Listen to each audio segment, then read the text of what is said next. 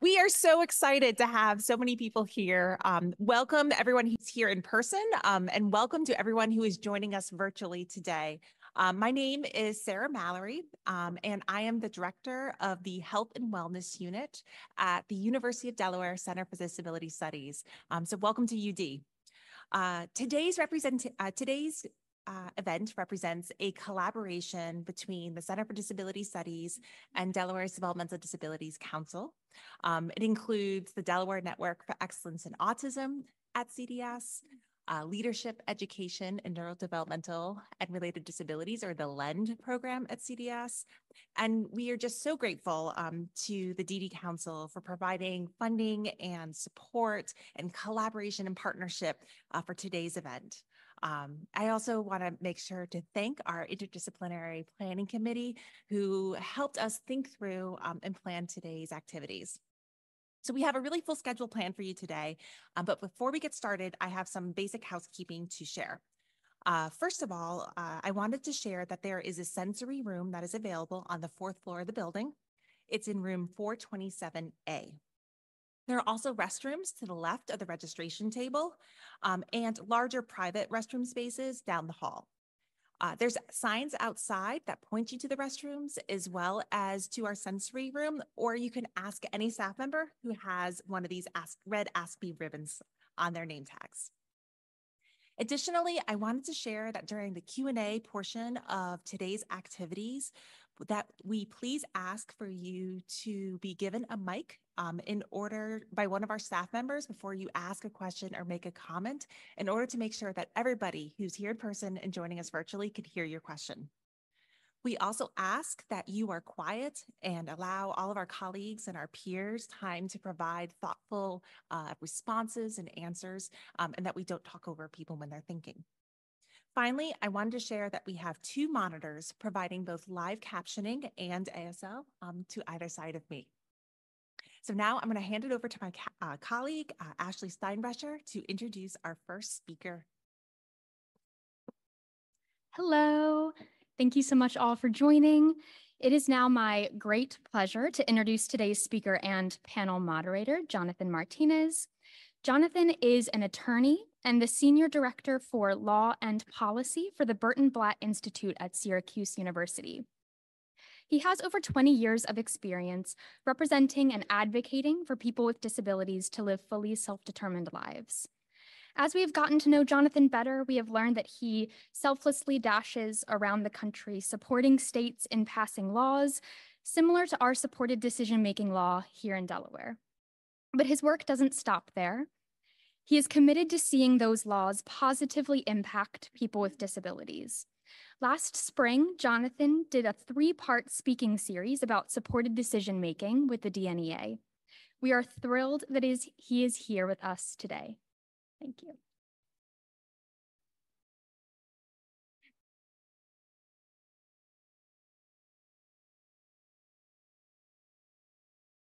Hi, I'm Jonathan. I'm not living up to that. It is my great honor to be here. Thank you so much for, you know what, hang on a second.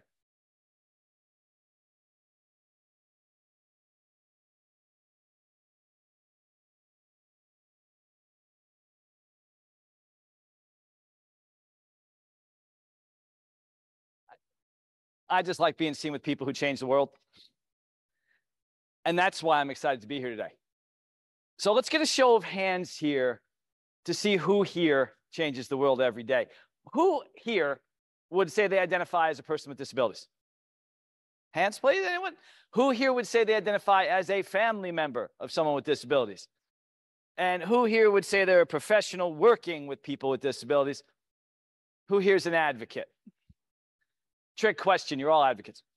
And that is really why I'm excited to be here today, because you change the world. Everyone here, every day you say, I am going to live my best life and you can't tell me otherwise. Every time you say, my child has a right to attend that school, to work in this program, to have that job, to live in this community, every professional who takes a moment in their day, in their very busy day, to go out of their way to advocate for someone with disabilities to have their best lives. You change the world for that person and everyone who comes after them. So for the first time today, but not for the last. Thank you, and thank you, and thank you, all of you. Now, we are here today in this beautiful place on this pretty beautiful day to talk about what I think is a very beautiful thing, supported decision-making. If you have heard of supported decision-making, you've probably heard about it as an alternative to guardianship, something you can do instead of a guardianship or to get out of a guardianship, and we are going to talk about that, but I have to say this before we ever begin. 2 promises. 1, no one here is going to tell you that there should never be guardianship. So if you're a guardian, no one here is going to tell you you're evil. If you're under guardianship, no one's going to tell you your life is bad. If you're a professional who's ever recommended it, no one's going to call you evil. We're here today to give information so that if you have to make that decision now or in the future about whether guardianship's right or still right, you have all the information you need. 2nd promise, the things we talk about are backed up by 1 of 2 things. Well, 3 things, actually. Law, science, and real life experiences. And that's going to be the most exciting part of today. You're going to hear from people who do the things that people like me only talk about. And that to me means that you're going to get to learn from people who do it. You're going to hear from people who live it. And that's going to be the best part of today. So without further ado, with those promises made, let's get started. I got a question for y'all. It's kind of a silly one. What's your favorite right? Yeah, I know you're looking at me like I'm weird. It's like a pickup line at an ACLU convention. I get it. But think about it. What's the right that makes you the proudest to be an American? Is the proudest to be a human being, living the lives you have? Is it like freedom of speech? Is it freedom of elections? Is it freedom of religion? Is it having coffee first thing in the morning? Think about it. What do all those rights have in common? What they have in common is choice. Freedom of speech, the right to choose what to say, what not to say. Freedom of elections, the right to choose who governs us. Freedom of the religion, choose how, where, and even whether we worship. Choice is what makes our rights real. It's what makes our lives worth living. Choice is what helps us decide what day we're going to lead, what job we're going to have, where we're going to live, and what kind of things we are going to do. Without choice, are rights even real? So you're going to hear a phrase today a lot called self-determination. You probably all know it already. It's a big old buzz phrase. I'm not a huge fan of buzz phrases, but I do like this one. Self-determination means you are in charge of your life. You are the person doing things instead of having things done to you. You are the person choosing things instead of having choices made for you. You are, as one professor says, a causal agent, the main actor in your life. And here's something that we know.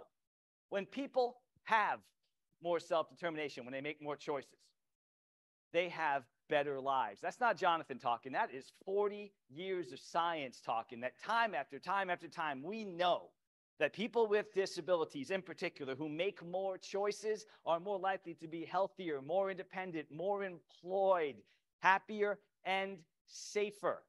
So I will tell you right now, without any fear or contradiction, self-determination is the key to a good life for people with disabilities. So 2nd silly question of the day, those rights that you just thought about that are important to you, that they're all based on choice, are they worth anything if you're not allowed to use them? Ma'am, you have freedom of speech, but you're not going to speak till I tell you to. You're not going to say anything except what I tell you to. Ma'am, you have freedom of election if I let you vote, and then you're voting for who I tell you to. Are those rights without choice? Well, that's exactly what we've been doing to people with disabilities for a very long time. I'm a big old geek, I warn you. I can tell you that this goes back to the Roman Empire, where they decided that people who are feeble-minded, and that was their word, had to have someone over them, a curator, to make decisions for them. In Great Britain in the Middle Ages, they said if you were an idiot or a lunatic, and that's what they call people with disabilities, you had to have a committee over you making decisions for you. Here in America, we just call that guardianship. And there is nothing wrong with guardianship if that's what people need. But here's the problem is too often, if someone needs a little bit of help, what we do is take away all their rights.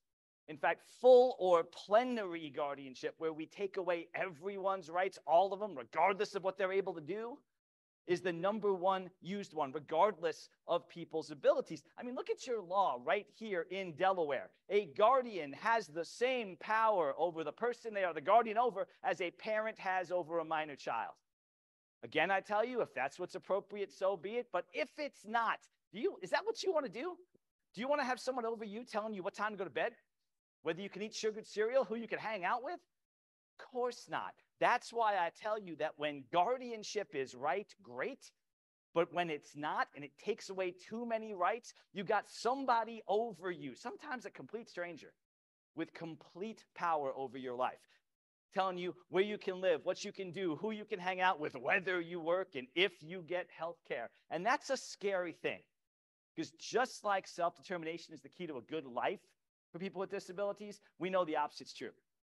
We have known for 50 years that when people with disabilities lose self-determination, their life gets worse. One study said people feel helpless, hopeless, and self-critical. Another one said they won't even try new things because they feel like you took their rights away. They failed at something, so why should they try anything else? This is not rocket science. If I tell you, sir, again and again and again, you can't do it and you won't do it, or you're feeling particularly motivated to try, then we call that learned helplessness. So guardianship is neither a good thing nor a bad thing, but it is an important thing, and it can be a scary thing, and we have known this for decades. Let me tell you, concerns about guardianship did not start with Free Britney. We have known, thank you, we have known Congress did the first study on guardianship about 40 years ago. What's up on your screen? It was a quote from 1989. A congressman named Claude Pepper from Florida led the first investigation of guardianship, talked to people under guardianship, talked to guardians, did research on guardianship, looked at state laws, and you are looking at what is one of the first paragraphs of their findings. Take a look. Typical ward, person under guardianship, has fewer rights than the typical convicted felon. When you are under guardianship, you have somebody else, sometimes a stranger, who's telling you where you live, where you go, what you do, and sometimes when you die. It is, as Congress found, the most severe civil penalty that can be levied against an American citizen, the rest of that sentence, short of the death penalty. So what I say is, before guardianship, think. Because if it's right, great. If it's not, scary things can happen. And that's what I mean when I'm here to say that guardianship can be right. If a person has such severe disabilities that they cannot make decisions, guardianship's right. If people don't want to be involved in decision-making and put themselves at risk, guardianship's right. In an emergency, when there's no one around to help, guardianship can be really great. If someone just needs a little more time to get it, guardianship's a great option. So I'm not here to say there should never be guardianships, but what I am here to say, and what I hope you'll agree, is there should never be guardianships just because you have an IQ of X, a diagnosis of Y. You need some help. But the two at the bottom that get really scary to me, that's the way we've always done things. And for your own good. And let me tell you, I hear for your own good all the time. It's for my son, my daughter, my mother, my brother, my friend's own good that we do this. And if it is, great. But I got to ask you, think about your life. Who here has ever heard that phrase, relax, it's for your own good? Then had something good happen. It's about when I'm looking for the exit, right? So when we hear that, when we mean the most well, is when we have to be the most careful. And that's not me talking. That's the U.S. Supreme Court. They said that almost 100 years ago, that the greatest dangers to liberty are when people mean the most well, but don't think about the consequences. When they don't know about 50 years of studies saying that when we take away rights, when we take away self-determination, lives can get worse. So we have to be very careful. That is the message I bring to you. If it's right, great. But if it is not, think carefully, because bad things can happen. Because as we sit here today in 2024, what I can tell you is this. No one's going to disagree with me when I say this. We have more ways to make more people more independent than ever. We have supports, we have services, we have technology. Think about your phones that I hope you're not looking at right about now. Your phones do so much more than let you talk on them. You can make appointments, you can manage your money, you can do telemedicine, you can refill prescriptions, and you can involve other people in it. I can do a telemed and teleconference you in if I want to make sure that me and the doctor understand each other. I can give you access to my bank accounts to help you balance my budget to make sure I'm not overspending. I can give you access to my pharmacy records to help me refill a prescription. I can use that phone to get the help that I need. So sitting here with more ways to make more people more independent. How come the number of people in guardianships tripled in the last 20 years or so? Since 1995, well, 30 years, I'm old. Since 1995, we have gone from an estimated 500,000 people under guardianship to 1.5, 1.7 in some estimates. And before you tell me we're getting older, I know we're getting older. the number one demographic going into guardianship, the fastest growing segment, 18 to 24-year-olds with disabilities. The people who are most likely to gain skills, the people who are most likely to get better are having their rights taken away at an alarming rate. If you are 18 to 24 with a disability, you are more likely to be in guardianship than a 75-year-old. That's scary. We can do better because the science is scary. We know that people who are in guardianships that they don't need, I call those overbroad and undue guardianships, they can suffer significant negative impacts on their health, feel less well, do less well, live less longer. On the other hand, we know that people who have more self-determination time after time after time have been found to be more independent, more employed, more effective, happier, and healthier. And here's the deal. The number one reason I hear for guardianship around this country is safety. If I don't do this, my son or my daughter might make a bad choice, might be unsafe, might meet the wrong person. Well, there's a study on that too. We know that women with intellectual and developmental disabilities, who are statistically speaking the most likely to be abused and neglected, when they are empowered to have more self-determination, they're better able to recognize and avoid abuse. They are safer. And again, not rocket science. If I tell you it's your body, your stuff, your choice, ain't you going to fight like hell someone tries to take it away? I have told judges across this country, you want to keep people safe? Don't take away rights. Build abilities. That is what a series of studies have found. Increase people's opportunities to make choices, to know that they have the choice and the opportunity to say no. And here is, I warned you I'm a big geek. Here is my favorite study of all time. It's called the National Core Indicator Study. The National Core Indicator Study looks at quality of life of people with disabilities. It was done across the country, including right here in Delaware. What they did was they looked at the impact of certain things on quality of life. And it's what I call an apples to apples study. So they looked at the impact of people with similar abilities and limitations. They used the old phrases, mild, moderate, and severe. So people with mild disabilities were compared to people with mild disabilities, moderate to moderate, severe, severe. And one of the things they looked at, whether or not this person had a guardian. And right here and across the country, what was found was this. People who do not have guardians are more likely to live independently, work, have friends, be respected in the community, date, marry, practice the religion of their choice than people with similar abilities and limitations who do have guardians. It was such a weird thing. They did it again a couple years later, found the same thing. They did it again, haven't published yet, but they found the same thing. Not rocket science. People who have more self-determination, who make more choices, are more likely going to work. They're more likely to have friends because they can go out and find people with similar interests. So where do we go from here? I hope I have just shown you in the flying 10 minutes I just talked to you that self-determination is the key to a better life for people with disabilities, and that the opposite is true. Losing self-determination hurts people with disabilities. But that's not the only thing we have to talk about, because self-determination is not, hey, you're on your own, go be self-determined. Vaya con Dios. That is not self-determination, because people with disabilities need some help. Well, hell, I mean, we all need help. You should have seen me trying to find a parking lot. I had to ask several people and Google and Siri and everything else. Everyone needs help every single day. So here is what this conference is all about. If you can grasp this, we can be great together.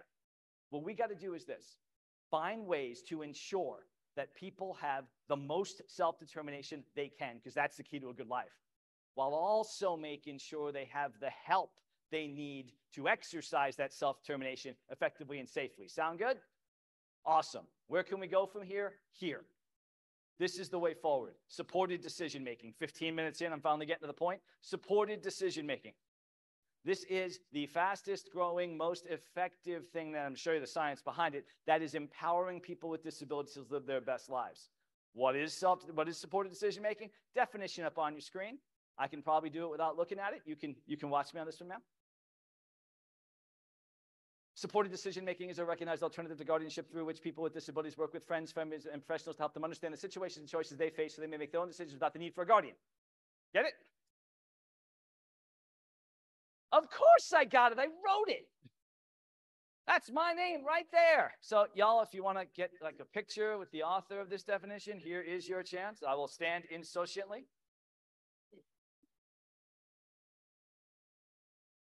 Good. Now don't publish that and do erase it and do forget this because it's crap. This definition is the very example of pseudo-intellectual, intellectually insecure claptrap. Poor Dr. Blank, my boss, has to live with this in the journals. So do me a favor, forget this. You want to know what supported decision-making is? Think about how you make decisions. What do you do when you don't know what to do?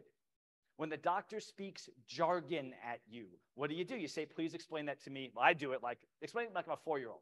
Please use plain language. What do you do when you don't know what to do on your taxes? What do you do when you don't know what to do about something or anything? You get help, don't you?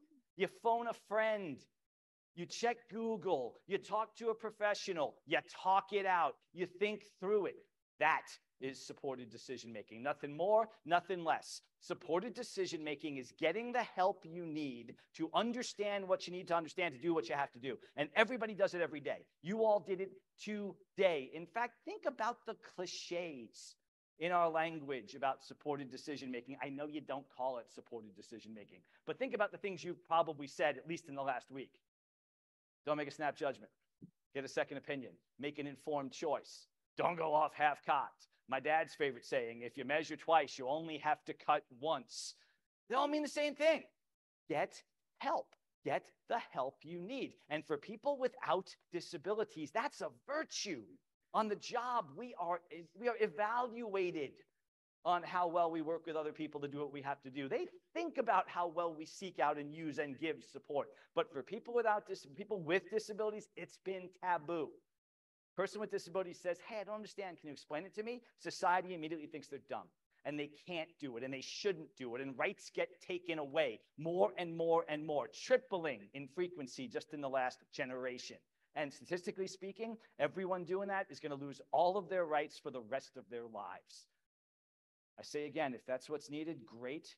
But if it's not, shouldn't we think about it? Shouldn't the message be, think about it? Because supported decision-making, as you're going to learn, can do for people with disabilities exactly what it does for people without disabilities. Who here's ever talked to somebody to see the forest through the trees, to narrow down their options, make a pro and a con list, just to talk it out? That is exactly what supported decision-making does. And people with disabilities, they may need different kinds of help or more help. They may not, but it works the same way. The principles are the same because you can do it in a million different ways. And if you're thinking, get to the point, hippie, how do I do it?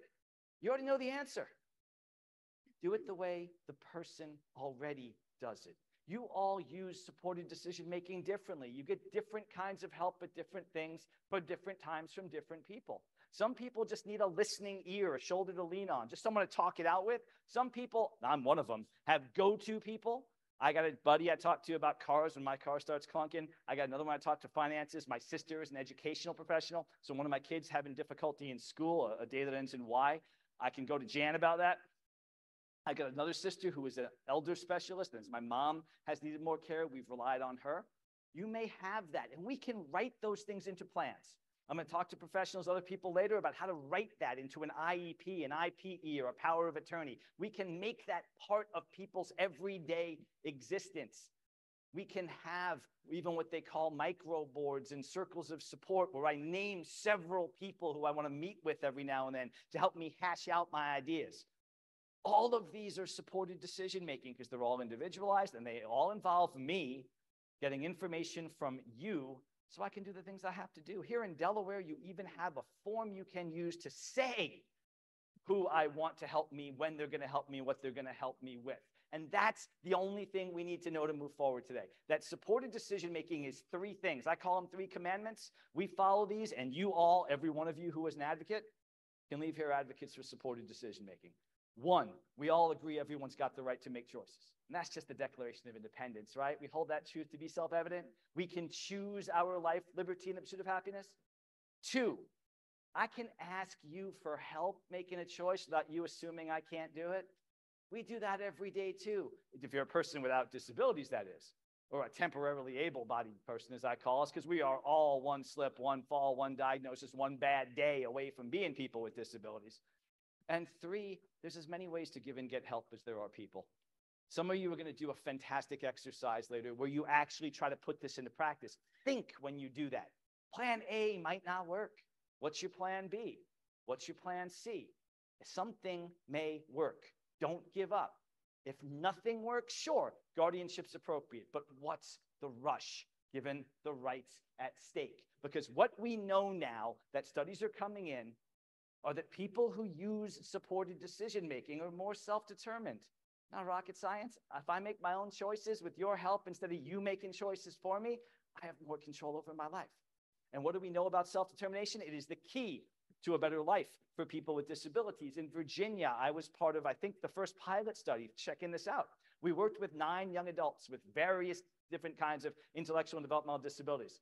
We said, make a plan, make a supported decision-making plan, tell us what you're gonna do, and then we collected data for a year, follow them, talk to their supporters. Here's what we found.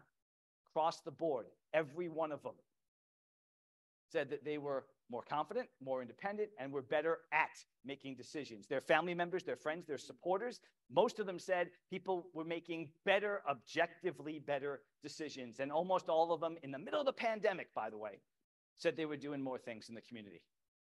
They were more self-determined. They had more options. They lived their lives. If any of you are thinking to yourselves, and I always get this question, and it's okay to think about it, well, is this safe? I mean, if there's a guardian, wouldn't it be safer? Here's my answer to that. We don't know. Because there's never been a study that's found that guardianship is safer, that people under guardianship are safe. And I will guarantee you that right now, someone with or without a disability is being led astray by someone they trust. So we know that there are horrific examples of guardianship abuse out there. Not saying guardianship is bad or guardianship is bad, but I'm saying that some people suck. And if we know that, and we know that there is an opportunity to be hurt no matter what we do, the option I'm going to try, at least try, is the one that's correlated with safety, self-determination. I'm going to try to empower my child, my mother, my brother, my friend, my whoever, to do it themselves first before I jump to taking away their rights. As I said, it might work. And if it doesn't work, guardianship is an option.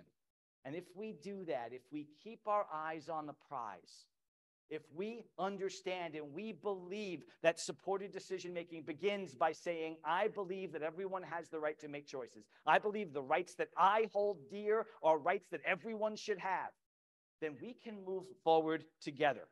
We can empower ourselves. We can empower people we care about. Last thing I'm going to say is this. If what I have said has intrigued you, awesome. Let's work together today to make it real. If you're not buying into what I said, I just hope you die suddenly.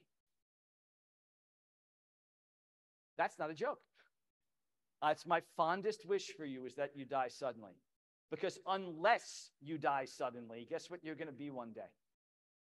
You are going to be old, infirm, disabled, all those words we hear every day. You're going to be in the system. What kind of system do you want to be part of?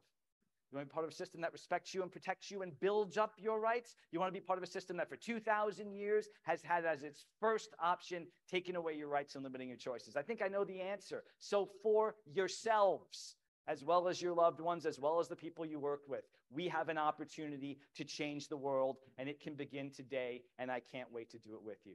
Thank you all so much.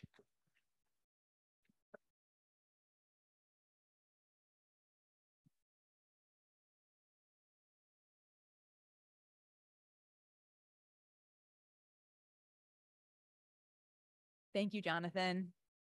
My name is Emily Curtin, and I'm pleased to introduce our amazing panel of self-advocates to share more about how they are living self-determined lives. So in order from left to right across the stage, Alyssa Cowan is an operations support specialist in the Delaware Department of Health and Social Services in the Office of Cabinet Secretary Manning. She enjoys sewing, craft shows, and volunteer opportunities. James Volk is an undergraduate student at Wilmington University, where he's studying accounting. James works as a pizza cook and enjoys long-distance running. Arte Mays serves on the statewide Independent Living Council, the Developmental Disabilities Council, and the Vocational Rehabilitation Advisory Council. In his free time, he likes watching TV, going out with friends, and spending time with family.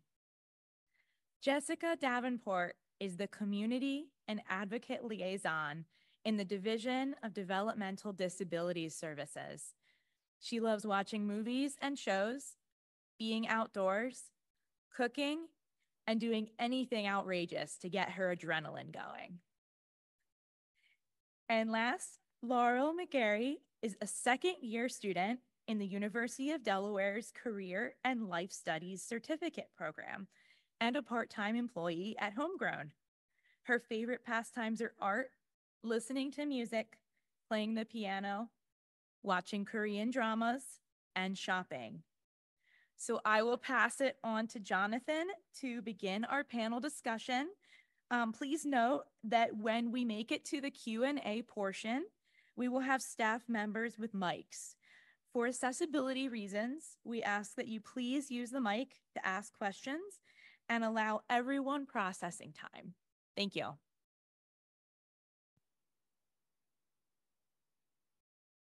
Thank you so much. And thank you to everyone on stage. My first question is this. You've all heard me talk about why making decisions is important. Why is it important to you? Laurel, let's start with you. Well, I have my paper out. For me, I said I'm to gain my independence with or without support. In addition of making small or big decision is a goal. Always start small, then build up on bigger decision, which is overlaps on sub-activity. Jessica, what about you? Why is it important to you to be the person making those decisions?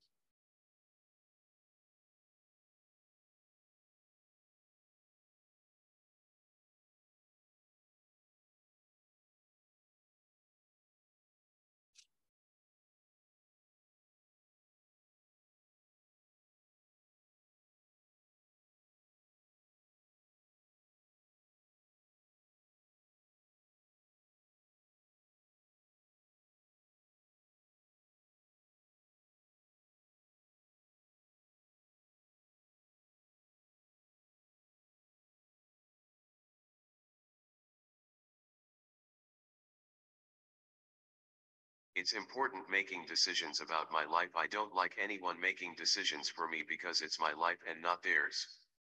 I might make the wrong decision, but everybody deserves some dignity of risk. Amen, Jessica. And I love that phrase, dignity of risk. We all have that opportunity to make a mistake and grow and learn from it. Arte, why is decision making important to you? Well, it's important to me because it's my life and not nobody else's. So whatever decision I make is on me and not nobody else. So if it's wrong or right, it was my decision from the beginning. So I have to live with the decision that I made. An excellent point. James, what about you? Why is it important to you to be the one who calls the shots? Because people in your life could help you, but at the end of the day, you're responsible for your actions, especially since you're over the age of 18. And as somebody from the left said, it's your life, not theirs. And I would want to be able to make my own decisions because I'm in control and not them. And finally, Alyssa, the same question to you. Why is it so important to you? Why wouldn't you want someone else making decisions for you? Making decision is important to me because I am involved and I get say, what do I say? And not there, and yeah. Hey, Arte and Jessica, quick question for you, a follow-up. Because both of you said, and you talked about dignity of risk, and sometimes you have to live with your decisions. And sometimes we do have trouble and we do make tough choices. Arte, can you tell us about a time you had some difficulties or difficulties you faced, either getting people to accept your decisions or just difficulties in even having the opportunity to make them? Well, I wouldn't say I had difficulty with somebody accepting my decision. They just didn't like what I said, or they wasn't on board with what I wanted to do. So it wasn't that it was the wrong decision or the right, they just didn't like it. And isn't that something we all experience? Again, this is the difference, and it drives me crazy. But people with and without disabilities. When I was 18, I drove a Datsun and I wore a teal cummerbund to the prom. People did not like those decisions, least of all my date. So why did I get the right to make a questionable decision in something that's silly as well as something significant? And people with disabilities are looked down upon. Jessica, you talked about dignity of risk. So can you tell us about a time when you've had to face those kind of difficulties with people believing in you or thinking you were doing the wrong thing, and how you dealt with it?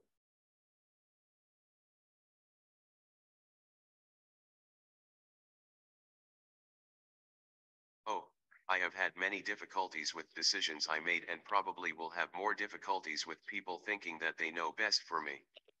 For example, when I made my decision to work that caused some conflict. I became disabled 20 years ago and I never was encouraged in that time to work. Even when I received a scholarship for my bachelor's degree, I wasn't encouraged to think of career goals or pursuing a certain career. So, everybody around me and I just thought I wouldn't work after. We all just said it will mess up my benefits and that I probably can't do it. Then I became a junior in college and saw graduation on the horizon and thought maybe I really can work after. So I pushed to get internships and experience. Then with the first internship I was doing research for them and discovered able accounts. You all may or may not know about these. I can keep my SSI benefits and put anything above my allotted $2,000 in my able account. This discovery was the greatest news for me. I could work. It took me educating myself about my benefits and learning how I can keep my benefits while working. Unfortunately, like many people, I wasn't given this knowledge and the people around me just said, "Oh, you don't need to work. You will mess up your benefits." Both of us didn't take the time to look around and ask questions. Since December, I have been working full-time as a community and advocate liaison at the state of Delaware's Division of Developmental Disabilities Services. I absolutely love this job and love that I can help my community. And intend to do this for several years. All of that has been possible because I asked questions and didn't accept the answer no. It took many years and going through many barriers. Anyone here that has a disability, or is a caregiver, or is a professional, just know that the only requirement for working is wanting to work. Anything else can be worked out after. So I'm going to tell you, for everyone who goes to my breakout, I'm going to talk a little bit about able accounts, but Jessica just did it better than I ever could. So thank you for that. And both Jessica and Artie just talked about talked about having someone to support them when they make decisions. James, can you tell us about a time when you needed some help making an important decision and how that worked out for you? About what college to go to when I graduated high school. I was thinking about some colleges out of state, and I was thinking about a few in-state. And so my parents did sit down with me and they talked to me about how much tuition's going to cost, how much room and board is, then like how expensive it is out of state. And after all of that and our scholarship in state at one college, I stuck with that because I wanted to go to college without having to worry about tuition and, living situation. Thanks, James. Alyssa, same question for you. Tell me about a time that you had to make a decision, had to get some help doing it, and what that was about for you. When my mom told me about a possibly new place for me to live, I had to make my own decision. Yes, maybe, or no. I talked to different people who know the area. I met my possibly new housemate. I like to air quotes. I toured the house with my parents, but finally decision, it was really hard to move in was mine with help from my parents and friends.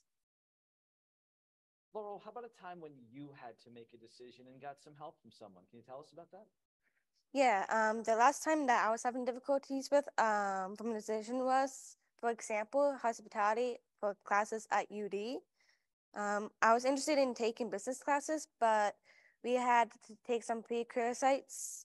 But I realized that we had to do the introduction and the basics first, and from the support, I had Classic to help me. So, Laurel, can I follow up with you on that one? Because you said you got some support. What kind of support, what makes a good supporter for you? What do you want people to do or to know when they're going to support you? With my support circle, it's always the best to have meetings to schedule with them just to see like how you're doing with classes. So it could help you like to have better grades and stuff in the future. How did you learn that that was what you wanted? Because business is one of my main focus to learn more in the future. Awesome, thank you. James, what makes a good supporter for you? My parents and family members, especially the ones who relate to what I'm studying in school. Now, did you have to kind of work together to figure out what was the best way to get support, or did you just work together naturally from the beginning? Work together to me naturally, kind of like had the idea as I was growing up. My parents made all the decisions for me until I reached the age of 18 and I graduated high school. Just at that age, below 18, they make all the choices for you. But once you're an adult, you advocate for yourself and you make your own decisions. And Alyssa, what do you look for in a supporter?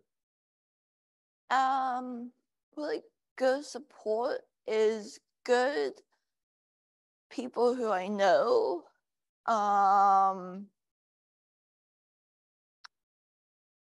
Trust and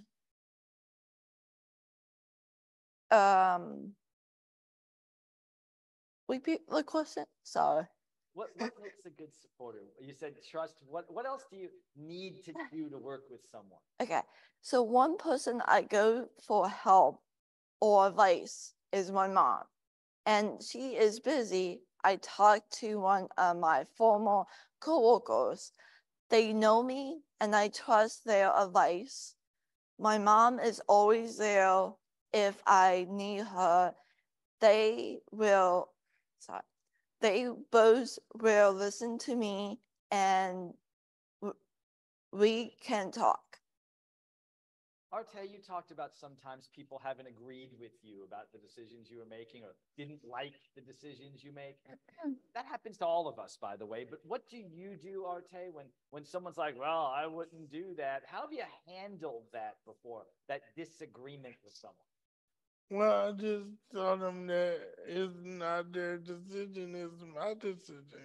And it's not so much as whatever happens is gonna happen. It's just that that's life.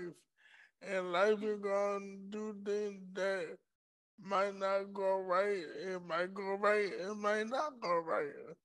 You might think you're doing something right, but then it all blows up in your face. So you just have to go there at your pace and not nobody else's. I so agree with that. And Jessica, same question for you, because you talked about dignity of risk before. So what do you do when someone is saying, you shouldn't do that, Jessica? How do you navigate that?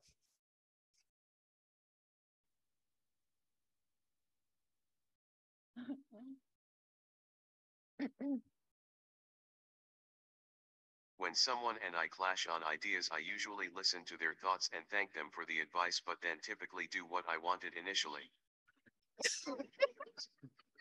Give my decision a second thought.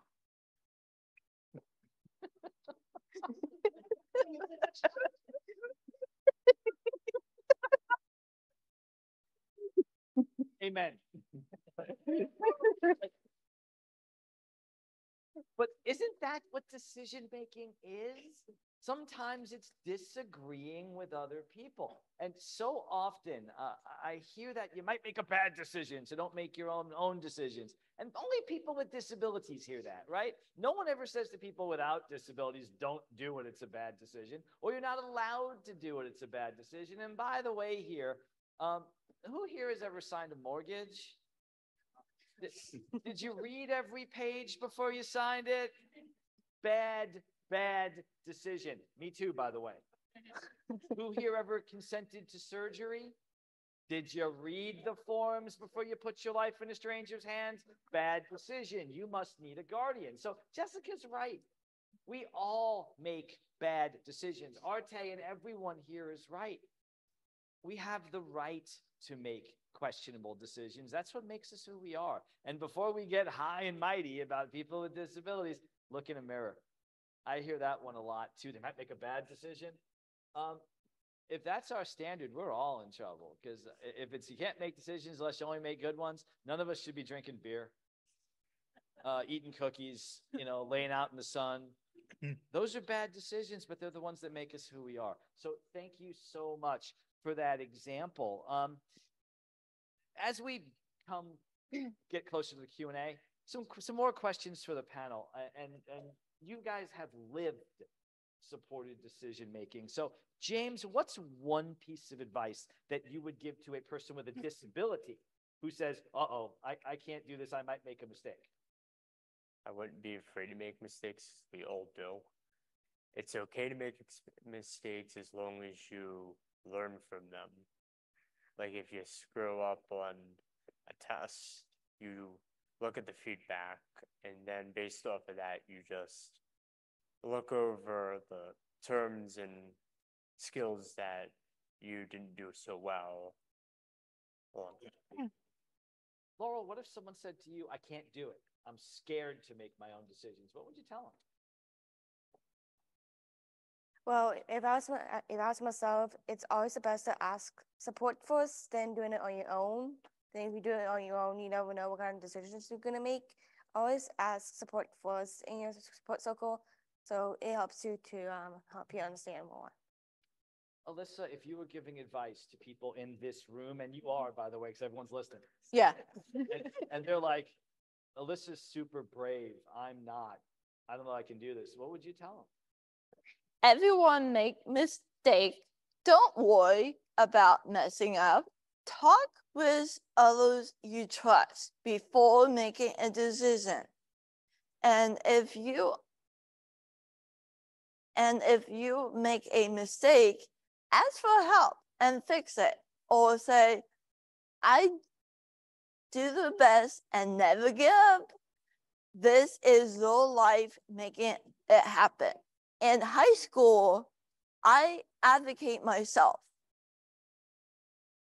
Other people I know like speak Spanish, and I advocate to myself, do I want Spanish or speak Espanol? And like that. So I did it, and then, yeah, just add that. Arte, you said that sometimes a decision might blow up in my face if I make it. What about people who are scared of having decisions blow up in your face? I mean, that's if it might go wrong, why should you try? What would you tell someone who says that? Because you'll never know if it goes wrong or right if you don't try. You'll never know if something will go wrong or right if you don't try and get out there and do it yourself. If you stay in this box to say, I'm too scared to do something, then you'll never know what the world might have for you out there in the real world. Because we're living in the real world. So if you stay in a box where you only have 4 walls and a ceiling, you'll never know what you can do out there on your own.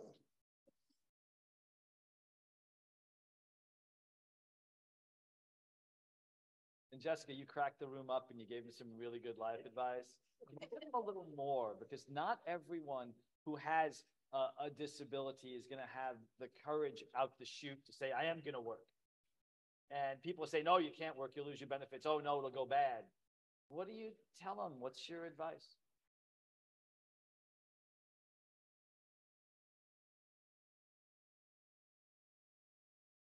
I would tell someone that everybody makes mistakes sometimes. What did Thomas Edison say? He figured out 1,000 ways how not to make a light bulb and only one way to make it work. Everybody gets things wrong sometimes, you just need to try again. Although hopefully not 1,000 times though, like Edison. That's the lesson we learn. Plan B exists. I usually go to Plan Triple Q. The first thing you try might not work, and you learn from it. Thank you so much for that, Jessica. That's some closing words. There's a room full of professionals here. And Laurel, starting with you, what do you want them to know? Not just about you, but about supported decision-making and helping people with disabilities. Well, for people with disabilities that are tend to having trouble seeking for help of making decisions, or sometimes someone makes decisions for me. I find it challenging. I'm sure that I have it. Same thing with your own kids. Frustrated is always the second one. Overwhelmed can be very challenging for kids with disabilities, and also hard to understand and too much at once. Alyssa, you've given us great advice already. Can you give us a little more? Sure. The professionals out here, what do they need to know about providing support? The final decision is mine. Don't forget that. Decision making is hard for everyone, and sometimes we all need support. I am creating my own community, and I want people who support me to understand that and help me grow my community bigger, my job, where I live, and my free time, and my friends and family are part of my life and affect my decision. Thank you, James. You said that the support relationship between you and your parents came really natural to you. For a professional, they might be meeting someone for the first time and doesn't have that built-in relationship. What do you want them to know about supporting people? It's important to always encourage them to ask questions, because some people may be afraid to ask questions. Maybe they'll have a social problem. Maybe they think their questions aren't great. But if you encourage them to ask questions, I'm sure they would ask questions, and I think that's how your relationship could grow and be successful. Jessica, what's your advice for professionals who've never tried this before, maybe a little skeptical about it? What do you want them to know about how to make it work? My advice to professionals would be to talk to the person you are supporting about their decision and give your opinion. Remember to try being unbiased with your opinion, and let them make the decision.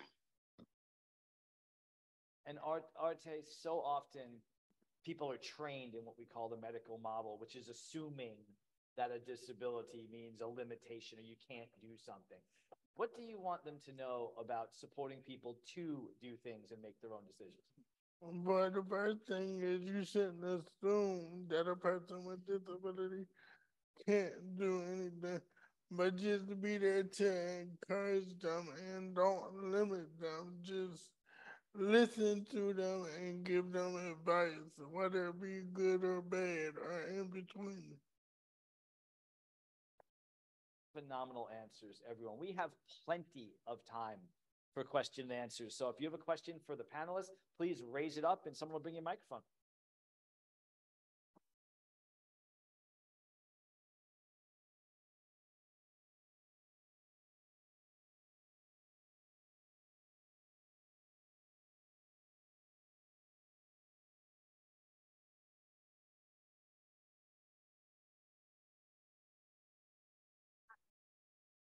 No, I'm actually sending a microphone to you, but there was one right behind you. I'm sorry, ma'am. Oh, so can I go? Okay. Hi, my name is Alyssa. Myself and my colleagues here all are representing a supported employment agency, but I have the extreme pleasure of being able to lead a transition team. So we work with students that are in middle school all the way up to their adult education program, and specifically talking about the world of employment. And how do you think that us professionals, along with school personnel, can help encourage you guys to have self-determination when you're younger, so that as you get older, you can make better decisions, whether that's work, whether that's going to school, whether that's choosing where you want to live. How can we help better support you at a younger age moving forward? Given that the person who asked that question's name is Alyssa, I would love for Alyssa to start us off. Sure. Oh gosh. I have a job coach.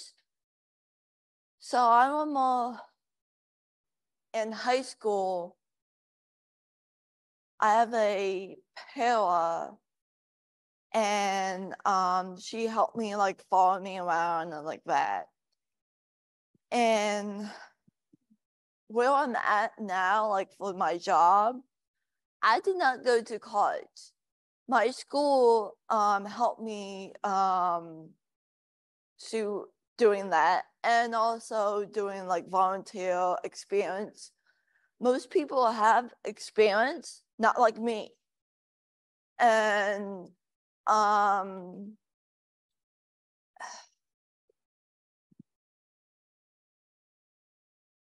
guess just I don't know how to explain, but yeah. So to our other panel members, anyone want to speak to Alyssa about how to start young? Because I think decision making is something that we learn from a young age. So how do you support younger people to start making decisions themselves? Well, I know, like, just ask questions.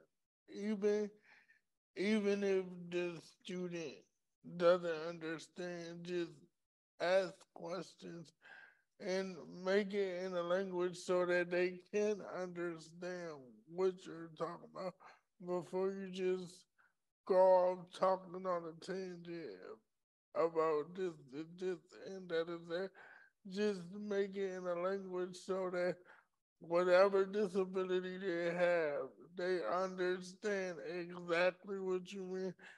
And even if it's through pictures or through a communication device, just ask them questions and make sure that they understand what you are talking about as a professional. James, Laurel, Jessica, do you want to add anything about supporting younger people to make decisions? Give them role models. Absolutely. Laurel, anything? Okay, James? Okay, so one thing, everyone here that has said start early and give role models, that is 100% backed up by studies. I can tell you this, in DC public schools, I do a lot of work in Washington, DC, they have the first policy in the country around supported decision-making and education. And what they say is start young. They start kids as young as pre-K in encouraging them to talk to other people about decisions. They make this joke, they got 3-year-olds talking about their networks, which does sound kind of funny. You get a bunch of 3-year-olds talking about getting support to make that cookie and cracker decision. But if you think about it, if you're talking to a young person and saying it's your choice to make and you get to make the decision, you just started a habit. So decisions are easier when we're younger. They get harder as we get older. Start the habit of seeking support. Start the habit of making decisions. Be a role model. Give them choices. Give them opportunities so that as the decisions get harder, they know to seek support. In DC, they even have a formal decision-making process and give students a chance to sign at 18 a decision-making agreement saying, yes, I want mom and dad at my IEP meeting. Yes, I want them to come and have access to my records with me as the decision maker. So everyone here is right. Start young and give options, and then watch those abilities grow over time. And there's a hand up over here and over there. Hi, I'm Corey. I know many of you, I'm so proud of you guys up there. Thank you so much for being here today. One of the questions I have is, I'm wondering how many of you had an older sibling? Because I think a lot of times what I find as a professional is that parents are nervous if their oldest child is the child with a disability or they're the only child. And so just wondering if any of you have an older sibling who your parents had a chance to kind of get them to that adulthood point and that they've maybe learned from that experience and were better able to support you in following your dreams and living your best life. You have an older brother? I do. Me and him. So I have an oldest brother. Me and him are 4 years apart. I do remember me and my brother always fight each other. Always. Well, actually, sister always do best. But in the past, before he moved to Michigan, he go to DC, law or something like that. And before he was moving out, he always, Alyssa, I'm not really like eating special like for everyone, but like, hey Alyssa, can you try this? Or he really support me, always there with me, and if have any question or best and like that. But he's still my big bro, I guess. I don't know. Annoying. I was the annoying youngest child, so I couldn't tell. And also, I forgot to mention, he taught me how to swim underwater and like that. Who else had an older brother or sister? James, do you have one? Yeah, I have. Well, I don't have any older siblings. I have everyone younger. I mean, actually older than me. I actually have many older. I have 3 older sisters, and they all have their own paths. So, I mean, I learned from them a little bit. You know, be able to advocate for yourself, have your own goals, and just know that your parents are going to be there for you. But at the end of the day, you got to let them know that I want to do this, and you can't tell me what to do. Laurel, do you have an older brother or sister? I don't, but I have a younger brother. What's it like being a big sister? How do you help your brother with decisions? Fortunately, sometimes my brother and I will hear their arguments, but I don't feel see him that much. But he normally hides in his bedroom, so he is antisocial from everybody. Even though he is a bit messy, so I kind of agree with that. Jessica, do you have an older brother or sister? Or just a sibling?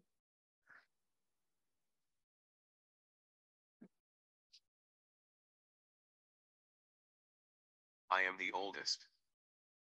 Do you give advice to your younger sibs? Whether they want it or not?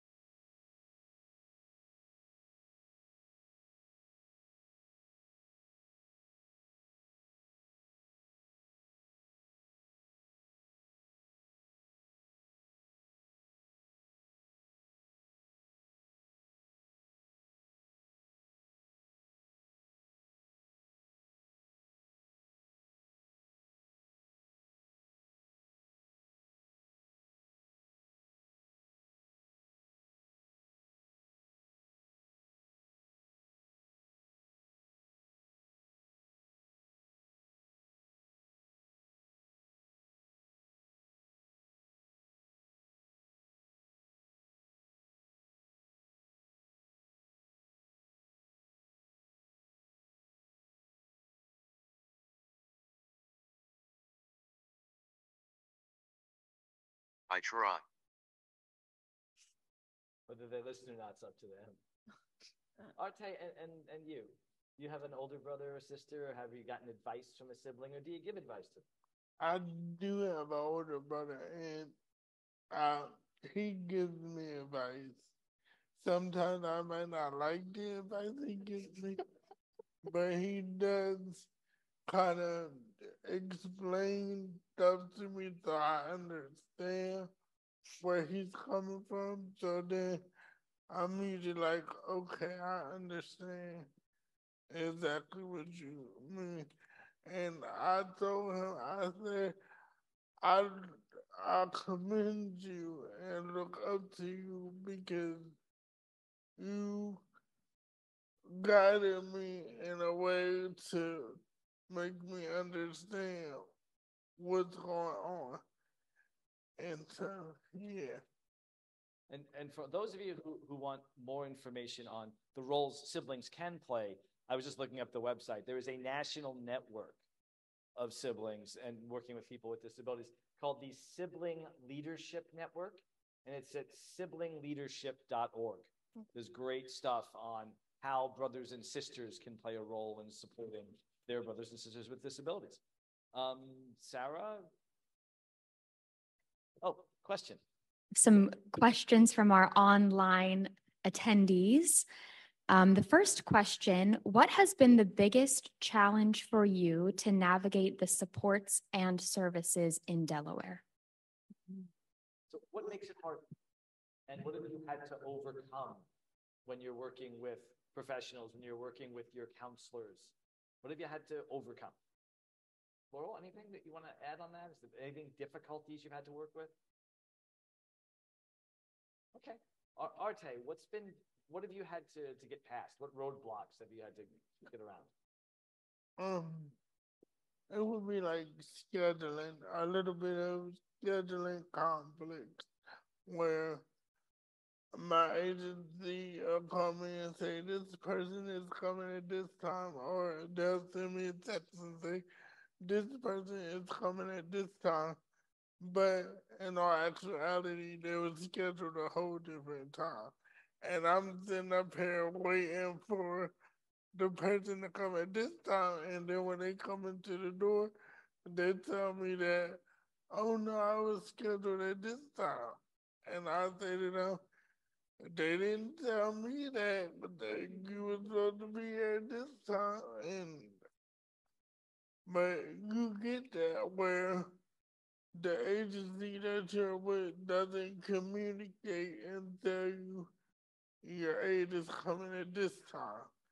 And then you're looking for them at that specific time that they're supposed to be there, and they're coming a half an hour late, 15 minutes late, and you're sitting up there wondering if somebody's coming. But then here comes somebody walking through the door. James, have you had to deal with any issues from professionals, like difficulties structurally in the system that you had to get around? Like I already mentioned, scheduling was a problem. Have you had to deal with stuff like that? I dealt with specifically with scheduling. When I was in high school and I was on a co-op, I was talking to my employer about getting out of work early so I could go to sports. They were kind of arguing with me about getting out of this time, and I'm like, that doesn't work for me because it takes me this amount of time to get to my practice. So I had to convince them that the sports is very important to me, and it's something I like to do after school, for them to allow me to get out of work early on the days that I had to practice. Alyssa, what, if any, problems have you had trying to get through the system?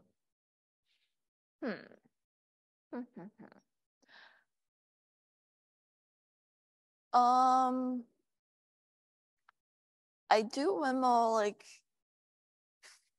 January 15, it was a state holiday, and my job coach did not know that I was in the office or off. And I guess like I do that, and then I was getting the pan transit every day, and like that, I guess makes sense. I don't know. And Jessica, have there been things you've had to get past, system-based, that you've had to struggle against as you're moving through the path to make your own decisions and lead your own life? Just ignorance sometimes. Yeah. The one piece of advice I think I would give to professionals that I've encountered time and time again across the country is what I call institutional thinking, which is, and I realize every professional I'm talking to here is overworked. You got a huge number of cases on your caseload. And what tends to happen, I just see it so many times, is this very, very point-to-point thinking. For people with this disability, we do that. People with this disability work here or go to that school, or this is the way we've always done it thinking. The advice I would give, and everyone on the stage does this better than me, they're individuals. They have individual goals, they have individual tastes, they have individual abilities. Don't box them in. And that is the best example of ignorance I can think of, Jessica. That is just the idea that people with disabilities only have one thing that they do or want to do, and they all want the same things. Everyone here is an individual who has different wishes and dreams and hopes. And when we go next door, the folks I'm going to talk to, that's a big part of what we talk about in planning, is getting to know their individual aspirations and goals and hopes and building around that, rather than talking about what your limitations are and building for that. Are there other questions online? We have one more from Zoom. For everyone on the panel, have you ever experienced challenges in the workplace? If so, what were they and what helped you to overcome them? What? Alyssa, you talked about having a job coach. Have there been trouble you've had in working well, or with a boss or on the job? And what did you do? So I do remember right before COVID happened, she come by once a month and check on me if I have any question, or I just like, hey, huh? What? Like something I was like confused on, like what do I have to do for my job? Or I just ask people who I know, hey, what? So, do you want me to spread this or filing? I can do filing and like that. And then also I can't do like the appetize like on so she gave me like a ABC like folder, and it has ABC to Z and like that. Wait a minute. Yeah, so yeah. Laurel, have you experienced problems on the job? And what'd you do about it? I have a few times when I did had a job coach on me just for a day, see how things went well. But after that happened, that came to slow down a bit, and there were some things I didn't enjoy doing, things I don't like. And that's when I quit my job. That's my first job I took. But now I regroup, I rethink what I did wrong. And now I got myself back into a job that I like, and I kind of like that. So, James, you talked about your experience in a co-op a little bit ago. Did you have to overcome any problems on the job? Yes, I had a project superintendent yell and kind of cuss me out for not listening. Well, I didn't exactly process what he was showing me and telling me, and I took that a bit personal. But about a few days later, when I told your teachers and our co-op coordinator about the issue, they said don't take it personally. Maybe next time talk to your GM and let him know about the problem if that ever happens again. So I know I have people who are on your side. It's just I need to have the courage to speak up to any wrongdoing that I may have encountered. Jessica, have you had to overcome any job issues or had any difficulties in working?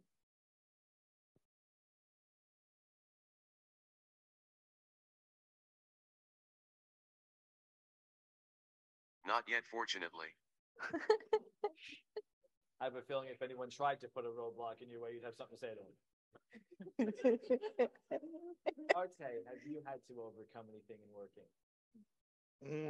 When I was working, no, I really didn't, because the staff that I was working with was very helpful in like either moving something or doing something for me so that I can do my job efficiently.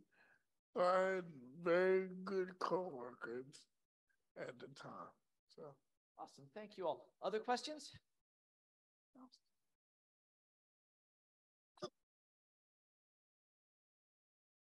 Hi, everybody. How do we make a change where when people look at you, us, people with any type of disability out living our best lives, whether it's working, going to school, living out in the community, or just living, how do we make it where it becomes an expectation instead of an inspiration? Thank you for using that phrase, inspiration. I love the phrase inspiration porn, which is suddenly treating a person with disabilities doing everything like everyone else does as a miracle, as opposed to people living their lives. And that is, as long as that exists, people with disabilities working, living will be seen as the exception. So to everyone on the panel, how do you change people's minds? James, how do you make people think that when you work, it's not like a blessing and you're just working like everyone else? You gotta explain to people that everybody makes mistakes and that we're all human and that it's not the end of the world if you make a mistake. Just like what I did when I didn't listen to my superintendent at first because he didn't explain to you a few times. He assumed that you knew it on the first try, but I think it also was on the long lines of ignorance. I don't think he cared nor valued that I had disability in that. I think differently than everyone else that worked at that employer. Arte, how do you change attitudes? How do you get people out there to see that what you do is no different than what they do? you just show them, like, you just show them that you could do it just as well as anybody else. And if they can't see it, oh well, because it's you. It's you are the person that's doing the job, not your disability. You are a human being that's doing the job, not your disability and not your wheelchair or your walker or whatever device you're using. Thank you, Arte. Laurel, what do we say to people who say that you guys are brave or wonderful just for being here, as opposed to panelists like any other panelists? Well, one main thing important of decision making is the big goal out of it is self-advocacy. It helps you to be a better person and become what your surroundings are like.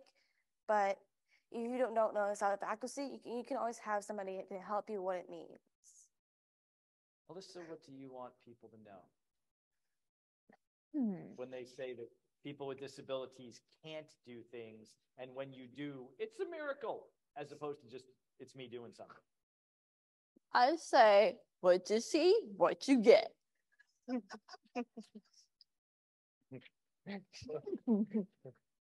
And Jessica, how did we change hearts and minds? What do we say to people to make them realize that the lived experience is the lived experience?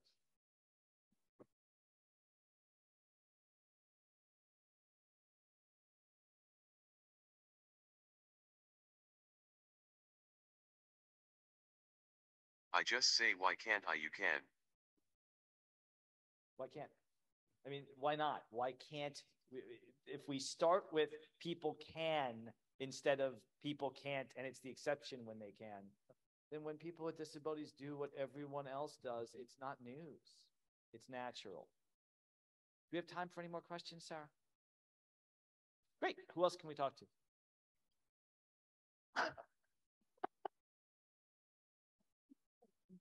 Hi, I was just kind of curious. When did you start utilizing the pre-ETS, pre-employment opportunities here in the state of Delaware? Like, did you all start working at maybe the age of 14? And what did you do? Did it take a couple different jobs for you to find the job that you're in now? So when you were in high school, and Alyssa, I know you talked about that. Yes. When you were in high school, how old were you when you started with your job coach? So let's see, I'm in the 30s now. So 11 years ago, I started a state job. And then before that, I was a part-time at the law firm on Cocoa Highway. I was that was April of 2011. I know the dates, so with me. So I was, 2011, probably in the teenager, like maybe right after high school. And then before I did that, and then my mom went to a conference about private search. And like they tried to do that in a different school district. Like, I'm one of the guys that, no, how about work quick? So like my mom told me about this program. It's like an intern and for 1 year. And I was probably in the 18, a little bit before, yeah, about around 18 or 19, I guess. And then I was part of the program and saw the former governor. I see everywhere I go for my current job before we had the new governor. Probably that. James, how old were you when you started working with a vocational rehabilitation counselor or a job coach? I think it was 18 when I was about ready to leave high school. All the jobs I had, though, it wasn't really associated with them. They were all like with different like sectors of our state. The first and foremost, I think, sector was construction. I went to a VOTEC school here in the state of Delaware, and I was originally set to go through their apprenticeship program and eventually climb up to the top of the career ladder. But as I graduated high school, I realized it wasn't for me, and now I'm in college going out for the business sector. So hopefully something in the accounting industry. So I've had multiple jobs in my lifetime.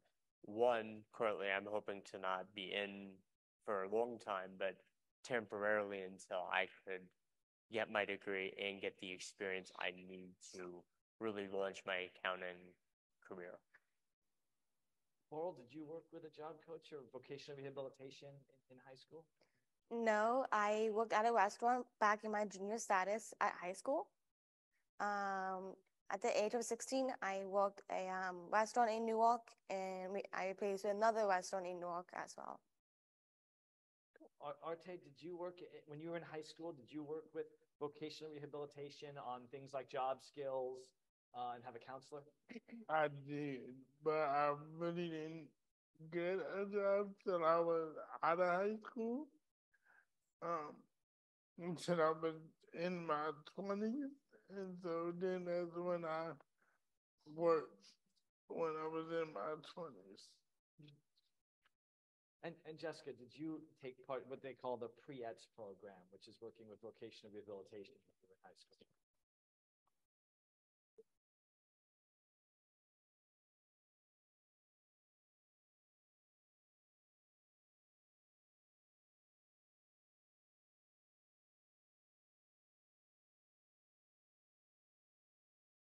My disability started after high school, so I started the job search about a year ago.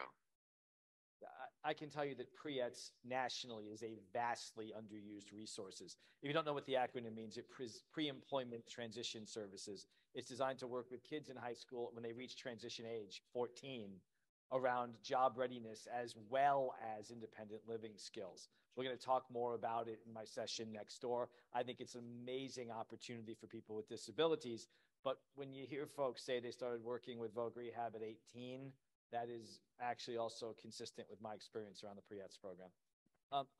Other questions, I'm sorry?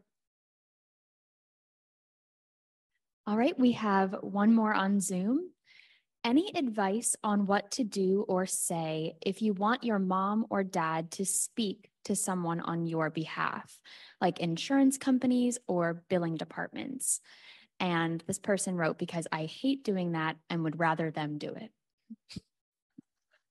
And it's nothing wrong with that. We delegate responsibility all the time. So, Arte, let's start with you. Have you ever asked someone to speak for you to someone, and how did you do that? How did you authorize them to do it? For me, I never really had that happen because I have a mother and a family that tells me to speak up for myself. So it's only when something gets real rough where I have to call my mother and be like, they're really not listening to me. And then she'll be like, okay, I'll call them. But other than that, me being the person that I am, I'm very outspoken and I say whatever is on my mind. So for me, it's not a problem. James, have you ever had a time when you've asked someone to speak for you, and what did you do? I had my parents speak out for me when we were transferring my funds from I think, minor account to a joint adult account. He had to tell us, like in private, to let him, have access to our funds so he can transfer our money for investment. And when the money amount in our checking, exceeds its number, because banks like Citizens Bank have a money limit for their checking accounts. Alyssa, have you ever asked your mom or anyone else to speak up for you to someone? Yes. Well, my parents support me for me right now. They are looking for a nursing for me, like to help once a while. I have cognitive disability and type 1 diabetes, and supporting me and like that, and I guess my parents, and then when they go, my brother, always my brother. But if I not have my parents or my brother, I don't know. Yeah. Jessica, have you delegated any kind of responsibilities to someone else?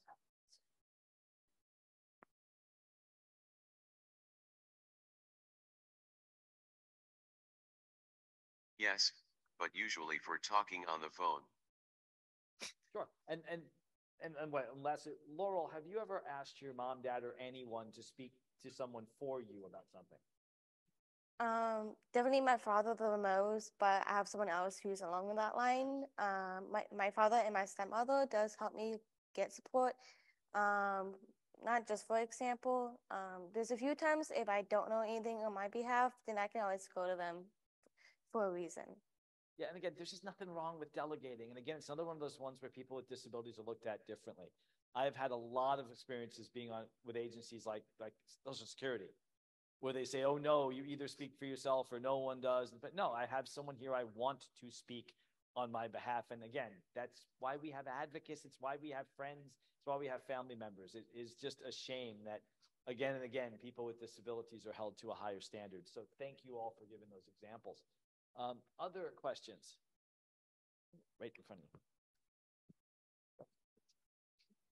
Hi, everyone. I'm Kristen Harvey from the DDC, and we are so proud to sponsor this event. But the core of the planning committee, when we were thinking of this event, the key question is, there are folks in this room and there are folks online who are looking at all of you. And it's a spectrum, right? It's a spectrum of where folks are on supported decision-making or guardianship. I guarantee there's someone looking at all of you and thinking, how did they do it? If they're a person with a disability, it can be hard to stand up against someone who might love you a lot, but is trying to limit you in some ways. So what advice would you have for other people with disabilities who are perhaps meeting resistance from either their family or other people who in their circle of support? And what advice would you have for parents to let go and let their kids flex their wings? Alyssa, what would you say to someone out there who says, my mom or my dad won't let me do this, won't let me do what you do? What would you say to them? Do best and don't give up. Or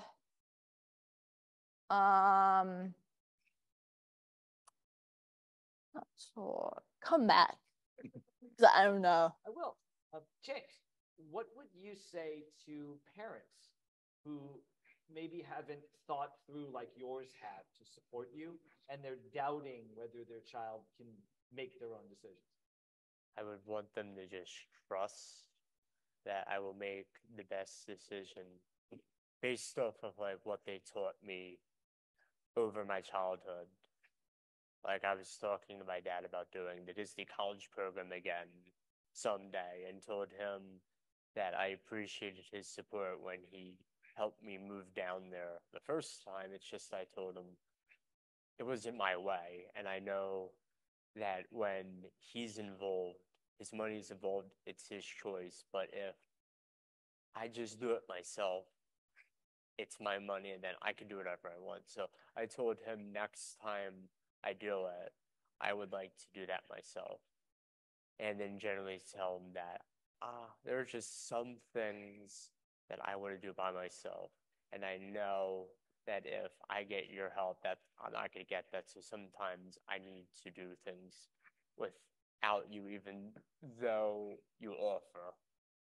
It was just that over my life, it was very hard to say no to him because he always offered his support, and the person in general would be kind of like foolish to say no to that, but I feel like I wasn't in control, and the way to show that I'm in control is to tell him that sometimes I'm not going to want your help, even though that's going to be hard sometimes.